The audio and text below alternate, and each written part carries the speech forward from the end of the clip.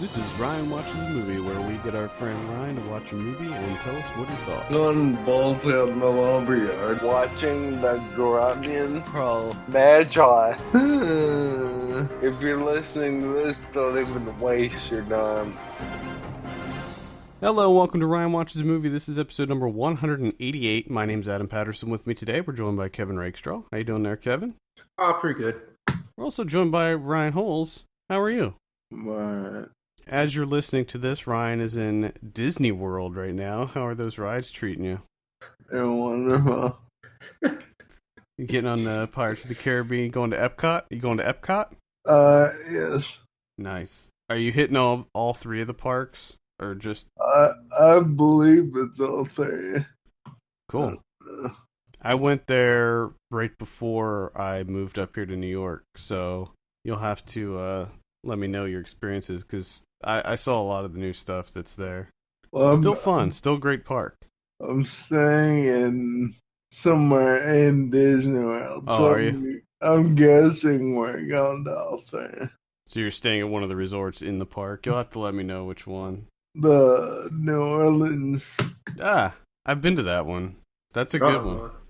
It used to be the New Orleans one used to be called Dixie Landings, and it had this like southern theme, but they changed it.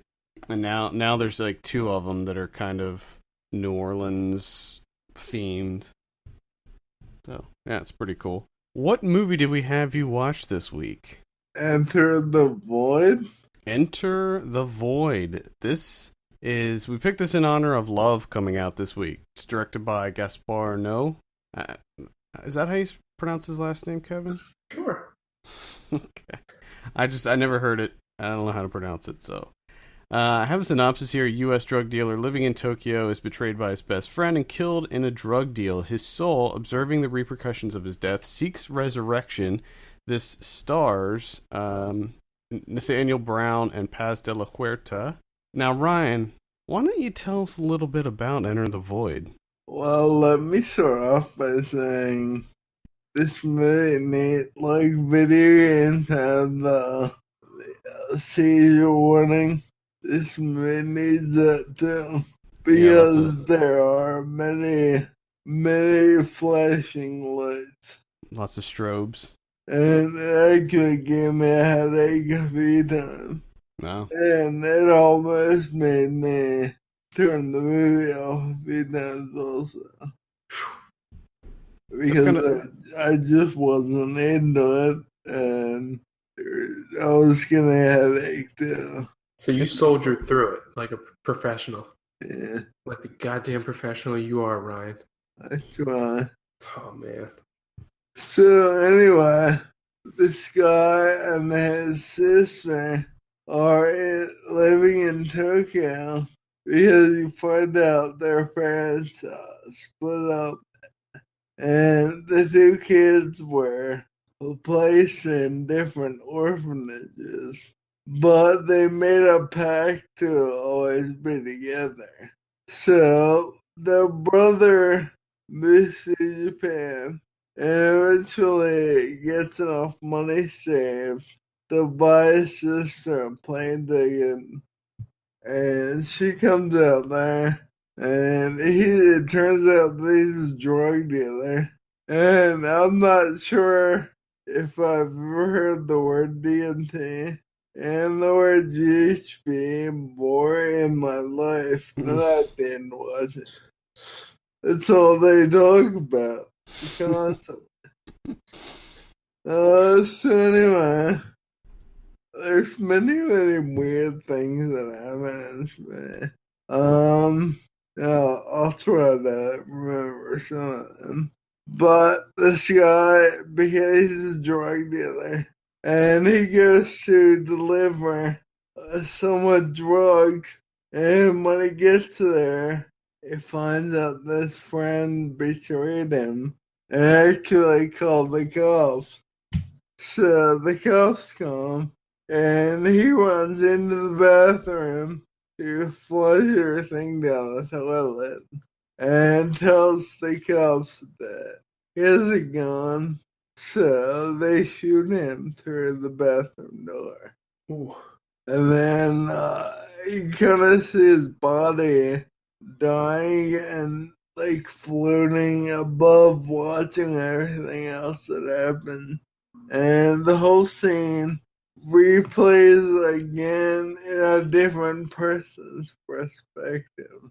And again, the same thing happens. He does. So, you got to the sister banging some dude in the strip club, and she gets a phone call and finds out their brother died.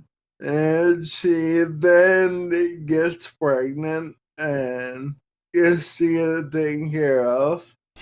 And they actually show a big fetus at the abortion place, just hanging out. Like, they show all the tools and stuff going in there, and they show the baby just on the tray, being dead and hanging out.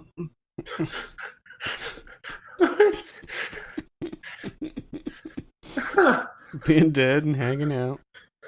Oh my. Continue. At this point, it sort of lost me. I know there were children or men turning into babies, like while they were breastfeeding. And I also know the last half hour is it's like a cutaway of different rooms in a sex hotel. And people banging, and there's genitalia glowing.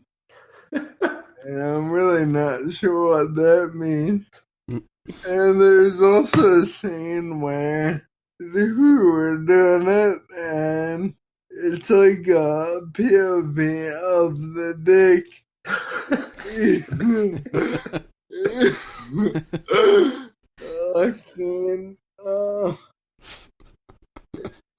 Inside the girl, and it ejaculates and follows the sperm the whole way into the egg. Kind of felt like I was watching Look Who's Talking. You heard it first here, people. Enter the Void being compared with Look Who's Talking. That is a first. That is an exclusive. We're done. We're done. Shut it down. Close it up. Alright, continue. I know the sister, the guy that was with the brother, turned the brother in, yes, to the sister. And she gets angry and tells him she wishes he would kill himself. And there's lots of sex with various people, and then it's over. There are the last scenes on baby being born, but apparently it's not a true memory, according to Wikipedia. Okay. Alright. I know both of these laws, so please make sense out of any of this. Yeah, it's kind of a surrealist type movie. There's a lot of crazy imagery. What did you think of this overall? I hated it. It's very uncomfortable. Why? Did you watch it with your mom? No. Oh. And there were penises and vaginas everywhere. Is that what made you most uncomfortable? That scene What scene? where the dick's inside the girl. It's like a POV. They creep me out the most. And correct me if I'm wrong. Doesn't the camera go like inside the vagina and you see like the penis coming towards the camera, like pumping? Yeah, that's one thing. That's what got you? Yeah. That was where you were like, oh boy. Oh boy. I didn't like it. That's the part that was like looking please explain. Is this the Look Who's Talking director's cut? Because in Look Who's Talking, they also have a camera on one sperm as it fertilizes an egg. Oh, okay. Remember that? Okay, I thought you were talking more so of the penis POV. like coming towards and away from the camera repeatedly. I thought, man, I don't remember that from Look Who's Talking. I've never seen that before, and I'm really positive that I never understand again. I'll have to make a note of that. So I bet I can find another movie somewhere that does that. Now, did the fact that it was glowing, did that add to the discomfort? No, that adds what the fuck is happening factor. Do you think it would have been a little bit better if it wasn't glowing? No, what am I Now, Kevin, you said that you saw part of this. Mm-hmm. How much did you see before you turned it off? I saw the beginning, like just a little bit after he dies, and like the camera becomes his soul, and it starts wandering around, and then and then I came back when it was like the end, and I saw the scene that Ryan's talking about, and I walked back into the room, and I was like, "What the fuck, glowing dick? This shit's going on here." Wonderful. This is 161 minutes long. So I'm so glad I missed that middle stretch. So yeah, it's a bit of a lengthy one. You gotta really commit to this one. The opening scene was cool. When it was just one long shot of the guys walking out of the bar, right, going to the bar. So you were on board up until that point. Yeah. So when did it lose you? Probably when the sister started banging everybody. Or it could have been when the guy was singing on the girl's boob and he turned into a baby. That was kind of weird. Yeah, it's a little weird. So this is this director's second highest rated movie on Rotten Tomatoes. This got a 71%. His highest rated film as of now is I Stand Alone from 1998, which got an 86%. I have not seen that. Although I kind of want to see that at some point.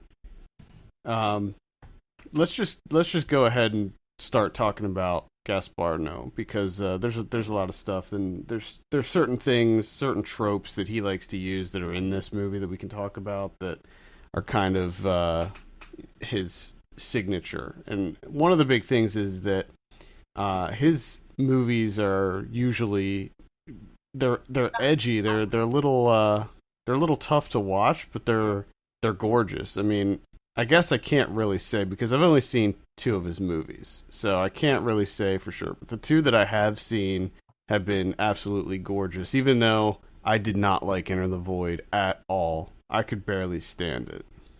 You weren't a big fan. No, I could not stand this movie. I had the hardest time getting through it, but that's kind of the other thing that he seems to like to punish the audience. I think that he doesn't want the audience to have a very good time with his movies. Job well done on this one. And I was either going to give you this one or Irreversible, which is probably I think that's probably his most infamous movie. Yeah. And I mean, the guy hasn't made a lot of feature length films, but Irreversible is definitely something that once you see it, you'll never get the images out of your head of that one. And like Enter the Void, Irreversible employs some really interesting camera techniques and things. Like the Irreversible, the whole movie is told in reverse, and it's all very long single take shots, and it's a gorgeous film. Like the subject matter and the content is difficult to watch, but visually, cinematography wise, it's pretty amazing. I'd say the same thing about Enter the Void as well. It's a really good looking movie, but just, and I also have a thing against Paz de la Huerta. I think that she's an absolutely horrible actress. Yeah, I haven't really seen her in much. I don't know if I've seen her in anything besides. The main girl. Yeah, it's the main sister. Yeah, she is pretty terrible. She is so bad. She's just awful. She's in, I saw her most recently in Nurse 3D, which is funny because she ended up suing the filmmakers of that, saying that they ruined her career. Oh, really? Yeah. Maybe it was the penis vagina camera angles that ruined your career. She was in 444 Last Day on Earth. She was in Boardwalk Empire. She had a recurring role in on that show. She was Nucky's girlfriend for a while. Oh, is that who it was? Mm-hmm. Yeah, the probably first 2 seasons, I think she was on that show. Not the Scottish girl. No. The other. Okay, let me. Alright. Got that shit cleared up. It's kind of crazy. Yeah. I don't know, man. This movie is just. I'm not too into it. Not too into this one. What? You're not into pseudo spiritual bullshit? No, I'm not, Kevin. Oh man, Can't say as I am. bummer. Again, it looked awesome and the music was good from what I can remember, but yeah, I still do want to see that his first feature film, I Stand Alone. I want to check that out.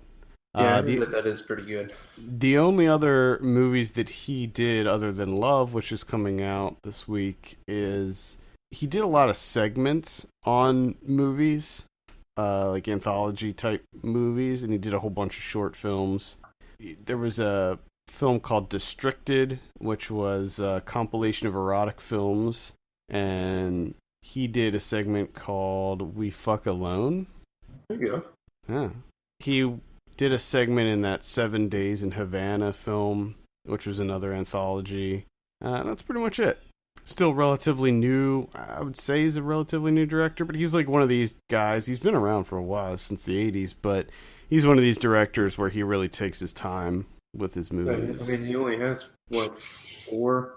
Yeah, 4. 4 features. Yeah, since his first feature was in 1998. That's when I Stand Alone came out. His first short film came out in 85. So, it's funny because for me, like, I liked Irreversible, but I have a hard time saying that I liked it because I don't know if it's a movie that you really can like. I mean, when the director inserts an inaudible tone into the film soundtrack that causes dizziness and nausea and headaches, and he deliberately puts that in there. I have a hard time saying that I liked it, but it was definitely like nothing I've ever seen before. Yeah, I mean, I'll give him that. Definitely doing new things. I don't know. Slightly new things. What's your take on this director, Kevin? Are you interested in seeing Love? No, actually, God, no. Well, we're getting a little ahead of ourselves with that. But what do you think? What do you think of him overall? I don't have enough to really go on to come up with a full-bodied thought on him. Because the only thing I have seen is Enter the Void, and I didn't even see the whole thing of that. But I did know that from the outset, watching that first 10 minutes or whatever, I hated it. And I thought it was just plain awful. And I don't really want to see that again. So I'm not really rushing out to see anything else he's done. Oh, I'd like to get your opinions on Irreversible. I think that would be... Well, that one's kind of tough because I know what... You know what happens. I know what happens, and I don't like watching that to begin with. So I'm just like, nah, I don't want to do that. Like, that's not my idea of, like, I'm going to sit down and watch that. Yeah. Yeah, I knew what happened going into it, but I didn't know the length and just, I don't know, I wasn't prepared for it. Even though I knew that that's what the movie was kind of centered around. Yeah. I still wasn't prepared for it. And it took me a long time to get around to watching that one. Like, I that was on my radar for a really, really long time, and I had to really be in the right place to watch that one. And I mean, I guess I'm kind of glad I did it, but it's still tough. It's a tough movie to watch. Yeah. But cinematography wise, and the title cards, probably one of the best opening title sequences. Freaking loved it. It was awesome. Uh-oh. All right, Ryan. Any final thoughts on Enter the Void before we give you your drum roll? I don't like POV penises. The PO penis? The point of penis? When you keep saying POV, it's not from the point of view of the penis. It's more than anything. It's like a POV vagina. Yeah.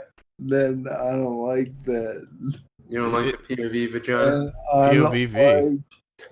I don't like having non-having or almost getting epilepsy. That's a fair point. I don't think anyone really likes getting epilepsy. No. That'd be funny if that's what he did in Enter the Void. In Irreversible, he put in the tone that gives you like the headache and makes you feel nauseous. And then in Enter the Void, he puts something in that gives you epilepsy and you have it for the rest of your life. That's what he's striving for over his career. That's what takes him so long to make his movies. He's trying to devise ways to completely ruin the audience's lives.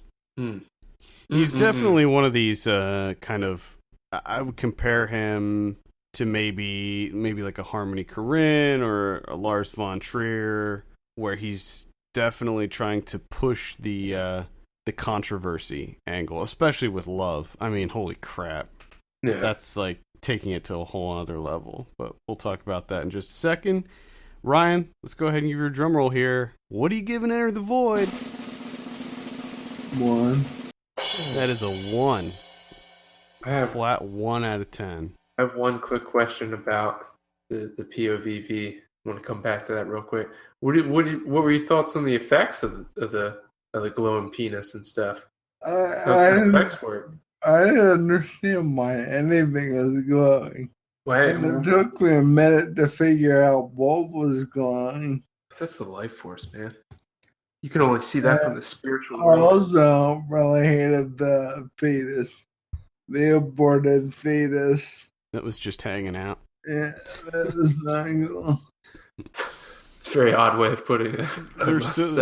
There's so many things I can use as this week's synopsis. I don't even know. Just smorgasbord of gems this week. Oh my goodness! What about the effects working on the money shot there? On that semen coming at you?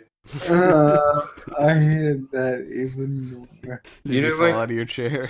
But also, I'm kind of interested in how they made that happen. Because it all looked really realistic. So you would say that it's good effects right there. Yeah. All right, there you go. I got you to say one good thing about the POVV scene. Was it effects or was it real? How did they get a camera up in the vagina? Come on. They can put a camera in a vagina. I don't think they put a camera in a vagina. But I guarantee they could. I don't know if they did, but I'm saying they could. Just from facing south and look at the wiener. They're facing north and flying a sperm. Oh, so it was... I mean, I don't remember the scene. So was it like CG? Yeah, it was definitely CG. Oh, okay. I assume, yeah. Okay. I didn't even remember that. But scene. it looked really, really realistic. Okay. So, speaking of penises and semen and all of that, we have his latest film, Love, which is coming out this week. All right, do you have any desire to see this one? Now, this one is all about sex. This one's all about the love making. No. 3D. Yeah, it's in 3D, too. Which, just imagine that scene, the vagina cam scene, and having that semen just coming right out at you. Imagine strobe lights in 3D. That would be awful. I think strobe lights in 3D would probably just be strobe lights. Like, I think the effect would probably be the same. I think you would die. You would just, that would be it. I think your face would explode. Pretty sure. I mean, I'm not like a doctor or scientist, but I'm like 99% sure that your face would explode. I'm gonna go see this in 3D just because I think it looks ridiculous. Actually, I mean, judging from the trailer and from everything that I heard, I can't remember where this premiered. It might have been Cannes. Everything I heard, it's not nearly as bad as what the marketing. Because Kevin, did you see the one poster for this? It's the most ridiculous poster ever. Hold on. I'm gonna send it to you while we continue to talk. Your girlfriend's a live tweet about how uncomfortable she is. I don't know if I'm gonna be going to see this with my girlfriend because I'm actually going to a press screening next week for it. So, sorry for your luck. Yeah, if that's gonna be weird. Press screening, which is more than likely gonna be made up of a bunch of white guys. Yeah, here in the city, it's actually a pretty healthy mix. Okay. So, I don't know. I don't know what it's going to be like. It's going to be interesting. With this one, it's 135 minutes long, so it's just over 2 hours. It's less than 2.5 hours. I'm okay with that. And judging from the trailer, it doesn't look like it's going to be just like straight up pornographic, but I don't know. People are gonna be rushing out of there to go to the fucking Peeping Tom store so they can have a good old jerk off. What? I don't. Does that still exist? I don't know. Maybe. It might exist. There, I just in the side chat of the Hangout, I just sent you guys the poster. I'm just picturing in my head all the people that you're at the press screening on, just running out the door when the video.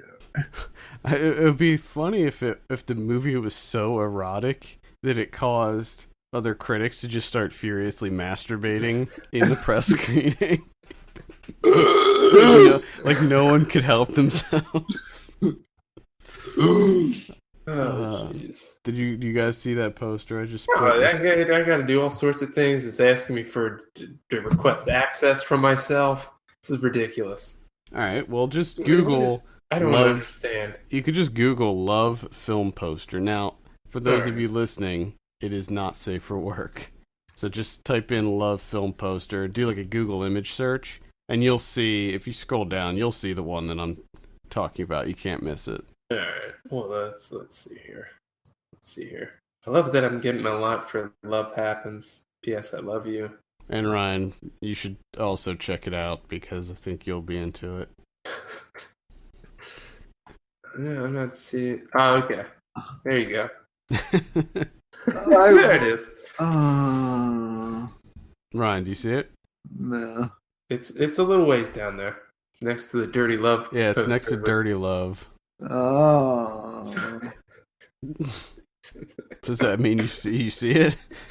Yes.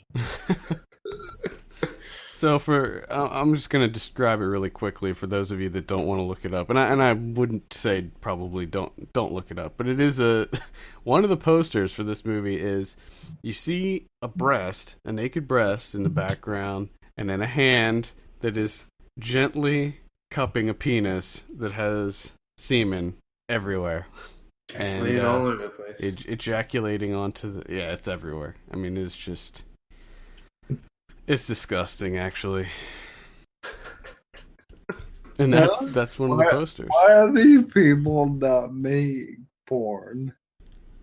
It seems like they're trying awfully hard to make porn.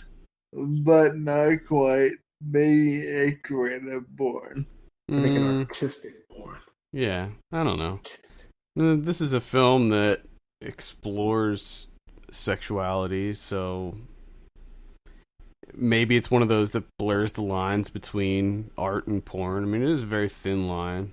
I don't know. I guess we'll find out after I see this bad boy in 3D. Hopefully, it's 3D. That's what I'm not sure about.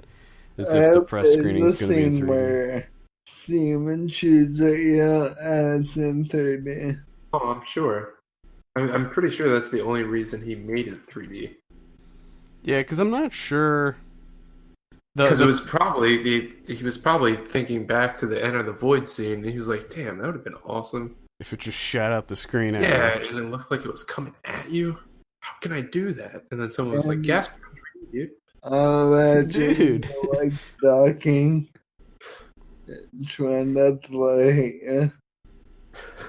Probably, I'll probably duck. I hope that that's what happens in the room full of critics. They all duck. The flying ejaculate. Each of the killer style. Dodging the CG ejaculate. Hopefully CG. Hopefully not real. Well, I don't know. In this one, unsimulated sex. So yeah, in this one, I have a feeling that it is going to be real, though. More likely. Yeah, I don't know. We'll see. Any final thoughts, Ryan, on Love or Enter the Void? Now, with Love, you can expect to see that at some point on this show. We will be giving you that one someday. Yeah. Mm-hmm. You're saying an aborted fetus. What? Huh? An aborted fetus. What about it? What about an aborted fetus? You see one. Okay. All right. It's not cool. Okay. And apparently it's just hanging out on the table. I think that's going to wrap it up for this week. Thank you so much for listening. Be sure to send us your questions, comments, topics to podcast@filmpulse.net. You can follow us on Twitter @FilmPulseNet, @FilmPulseKevin, and @MyLegsDon'tWork. And please take a minute to look at our Patreon page at patreon.com/FilmPulse. Consider helping us out by becoming a subscriber. For Kevin Rakestraw and Ryan Holes, my name's Adam Patterson, and we'll see you on Monday. See you at another time.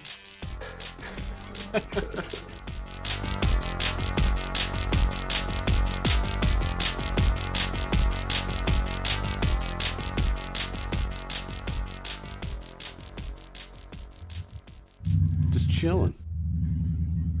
What the fuck is that? You hear that? Yeah, I don't know. Ooh. That's like shaking my entire house. Gotta show off that truck. You know, I put a shit ton of money in my truck. I want everybody to hear it. All right. Don't you know?